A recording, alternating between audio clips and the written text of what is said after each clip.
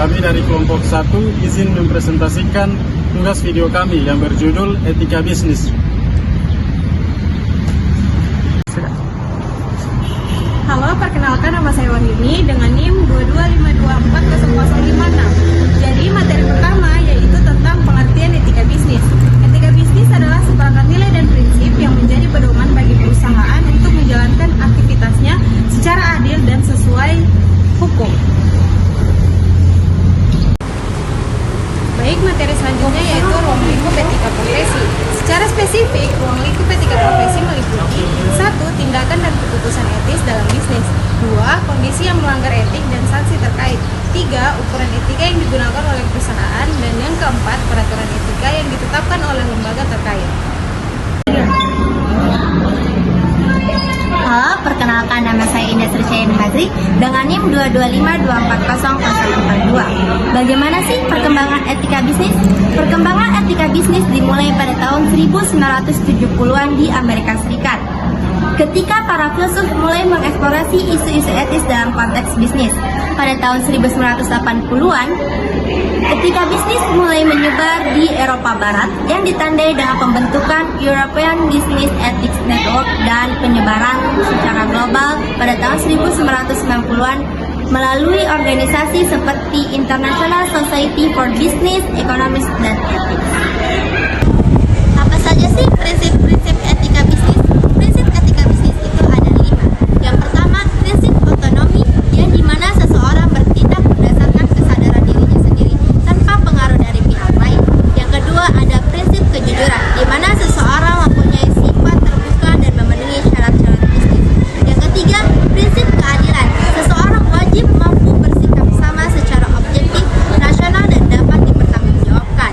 Yang keempat, prinsip saling menguntungkan, di mana tidak ada pihak yang dirugikan dalam bisnis. Yang terakhir atau yang kelima yaitu prinsip integritas moral, di mana seseorang memenuhi standar moralitas. Prinsip-prinsip tersebut penting bagi sebuah perusahaan yang melakukan usahanya sesuai etika bisnis. Jika salah satu prinsip tidak terpenuhi, maka akan mengindikasikan adanya pelanggaran etika bisnis. Baik, perkenalkan nama saya Asri dengan NIM 2252071. Baik, saya akan melanjutkan materi terkait tujuan etika bisnis. Yang kelima, memperkuat hubungan dengan stakeholder. Etika bisnis mendorong perusahaan untuk memperlakukan semua pihak, mulai dari pelanggan hingga mitra bisnis dengan adil. Yang keenam, meningkatkan tanggung jawab sosial. Tidak hanya soal profit, perusahaan juga belajar untuk peduli dengan dampak sosial dan juga lingkungan. Yang ketujuh, membantu pengambilan keputusan yang lebih bijak. Etika bisnis membantu pemimpin untuk membuat keputusan yang bukan hanya menguntungkan secara finansial, tetapi juga mempertimbangkan dampak jangka panjang terhadap karyawan, komunitas, dan juga lingkungan. Baik, materi selanjutnya terkait konsep etika bisnis. Yang pertama, tanggung jawab perusahaan. Konsep ini menekankan bahwa perusahaan tidak hanya bertanggung jawab kepada pemegang saham, tetapi juga kepada lingkungan. Yang kedua, ada keadilan. Etika bisnis mendorong perusahaan untuk bertindak secara adil dalam hubungannya dengan karyawan, pelanggan, pemasok, dan pemangku kepentingan lainnya. Yang ketiga, integritas. Perusahaan dan individu dalam bisnis diharapkan berperilaku dengan jujur dan memiliki standar moral yang tinggi.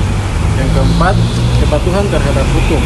Etika bisnis juga mencakup kepatuhan terhadap peraturan dan hukum yang berlaku di negara atau wilayah tempat perusahaan beroperasi. Baik, yang kelima, transparansi. Transparansi berarti perusahaan harus terbuka dalam mengungkapkan informasi yang relevan kepada pemangku kepentingan. Yang keenam, hak dan kewajiban pekerja.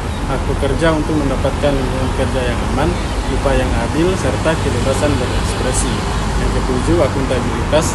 Perusahaan dan pemimpin bisnis harus bertanggung jawab atas tindakan mereka, baik secara finansial maupun etis. Yang kedelapan, keberlanjutan. Keberlanjutan menekankan pentingnya memikirkan dampak jangka panjang dari tindakan bisnis. Perkenalkan, nama saya Nurjana Dima dengan NIM 22524007. Baiklah, materi berikutnya yaitu peran utama etika bisnis. Yang pertama ada panduan pengambilan keputusan. Etika bisnis memberikan kerangka kerja yang lebih jelas untuk mengambil keputusan yang etis dalam situasi yang kompleks. Kedua, pembentuk budaya perusahaan. Etika bisnis menjadi dasar dalam membangun budaya perusahaan yang positif dan produktif. Yang ketiga, proteksi reputasi. Etika bisnis melindungi reputasi perusahaan dari tindakan yang tidak etis. Kemudian yang keempat, pendorong inovasi. Perusahaan yang etis cenderung lebih inovatif karena mereka selalu mencari cara untuk meningkatkan nilai bagi semua pemangku kepentingan. Urgensi etika bisnis terdiri atas tiga. Yang pertama, pada industri makanan, kasus-kasus pemalsuan makanan atau penggunaan bahan berbahaya dapat menyebabkan kerugian besar bagi konsumen dan merusak reputasi perusahaan. Kemudian pada industri teknologi, perlindungan data pribadi menjadi isu krusial. Pelanggaran dapat mengakibatkan kerugian finansial yang besar dan merusak kepercayaan konsumen. Kemudian pada industri tekstil, praktik produksi yang tidak etis seperti penggunaan tenaga kerja anak atau perlakuan tidak adil terhadap pekerja dapat memicu boikot konsumen dan merusak citra merek. Implementasi etika bisnis dalam perusahaan. Yang pertama, menyusun kode etik. Langkah pertama dalam menerapkan etika bisnis adalah menyusun kode etik yang jelas. Kemudian, yang kedua, pelatihan dan pendidikan. Perusahaan harus menyediakan pelatihan dan pendidikan yang berkelanjutan untuk memastikan bahwa semua karyawan memahami dan mematuhi kode etik perusahaan. Yang ketiga, mekanisme pelaporan dan penegakan. Untuk memastikan bahwa etika bisnis diterapkan dengan benar, perusahaan harus memiliki mekanisme pelaporan dan penegakan yang efektif. Perkenalkan, nama saya Iren dengan NIM 225240005. Fungsi etika bisnis: 1. Meningkatkan kesadaran moral. Etika bisnis meningkatkan kesadaran tentang pentingnya moral dalam berbisnis, sehingga para pelaku bisnis tidak hanya fokus pada kegiatan operasional, tetapi juga harus seimbang antara sikap dan nilai-nilai. Yang kedua, membuat batasan. Etika bisnis menyediakan batasan-batasan yang jelas untuk menghindari kecurangan dan memastikan bahwa semua aktivitas bisnis dilakukan sesuai dengan standar yang ditetapkan.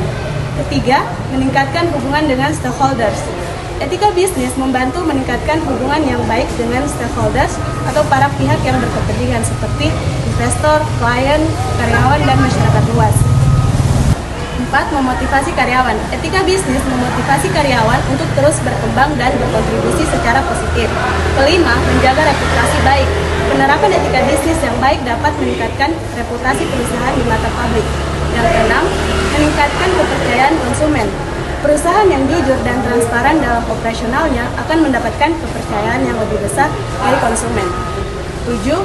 Melindungi hak-hak karyawan. Etika bisnis memastikan bahwa hak-hak karyawan dilindungi, termasuk perlakuan yang adil dan tidak diskriminatif. 8. Mengoptimalkan operasional. Penerapan etika bisnis yang konsisten dapat mengoptimalkan operasional perusahaan. Yang ke-9, mendorong tanggung jawab sosial dan lingkungan. Etika bisnis juga melibatkan tanggung jawab sosial dan lingkungan. 10. Ciptakan budaya perusahaan yang unik. Penerapan etika bisnis dapat menciptakan budaya perusahaan yang unik dan khas. Perkenalkan, nama saya Tika dengan NIM 225240072. Materi selanjutnya adalah contoh kasus pelanggaran etika bisnis. Salah satu contoh kasus pelanggaran etika bisnis yang terkenal adalah skandal Enron pada awal tahun 2000-an.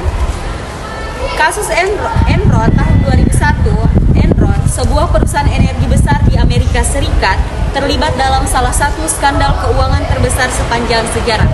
Perusahaan ini terlibat dalam manipulasi laporan keuangan dengan menyembunyikan utang dan memperbesar keuntungan perusahaan.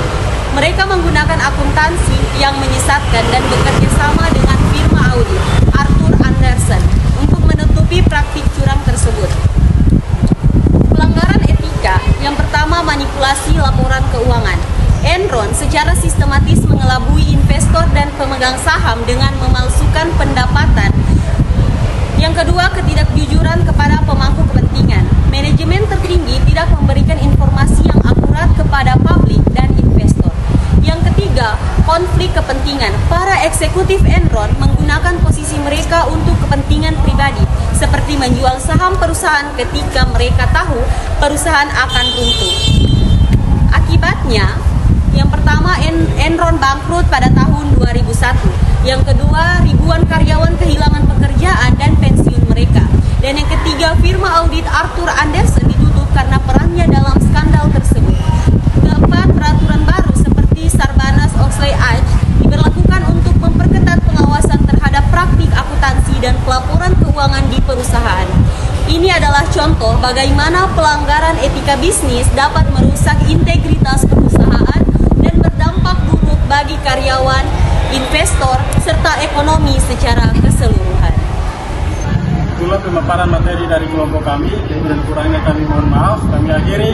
Wassalamualaikum warahmatullahi wabarakatuh.